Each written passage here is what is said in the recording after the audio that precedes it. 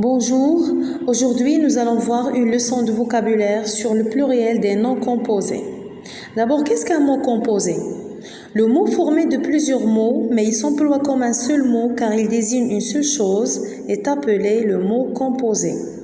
Il existe des mots composés qui s'écrivent avec un trait d'union et des mots composés qui s'écrivent sans trait d'union avec une préposition, et rarement on trouve des mots composés qui s'écrivent avec un trait d'union et avec une préposition. Voyons avec moi les exemples des mots composés. Le choix des chefs-lieux se fait sur des critères d'accessibilité. Il faut être prudent en rond-point. Il y a des garde-fous sur les ponts. Nous avons besoin de laisser passer. J'aime les couleurs des arcs-en-ciel. Alors, on commence par le premier exemple. Le choix des chefs-lieux se fait sur des critères d'accessibilité. Le nom composé chef-lieu, alors chef est un nom au pluriel, lieu est un nom au pluriel. Alors, dans les noms composés formés de deux noms, ces derniers se mettent au pluriel. Deuxième exemple, il faut être prudent en rond-point. Le mot composé rond-point, rond est un adjectif au pluriel, point, nom au pluriel. Donc, dans les noms composés formés d'un adjectif et un nom, ces derniers se mettent au pluriel.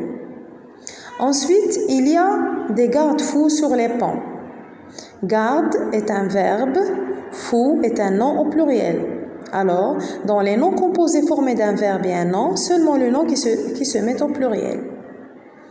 Puis, j'aime les couleurs des arcs-en-ciel. Le nom composé arc-en-ciel est composé arc, nom au pluriel, en préposition, ciel, nom au singulier. Donc, dans les noms composés formés de deux noms unis par une préposition, seul le premier nom s'accorde. Nous avons besoin de laisser passer. Le nom composé laisser passer est composé de deux verbes.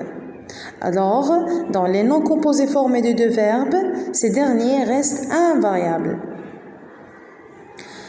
Alors, quelles sont donc les formes des noms composés? Un nom composé peut être formé de deux noms, un nom et un adjectif et un nom, un verbe et un nom, et deux verbes, comme les exemples précédents. Récapitulons, dans les noms composés formés de deux noms, ces derniers se mettent au pluriel. Dans les noms composés formés d'un adjectif et un nom, ces derniers se mettent au pluriel. Dans les noms composés formés d'un verbe et un nom, seulement le nom qui se met au pluriel. Dans les noms composés formés de deux verbes, ces derniers restent invariables. Et finalement, dans les noms composés formés de deux noms unis par une préposition, seul le premier nom s'accorde. Merci d'avoir regardé cette vidéo. À bientôt.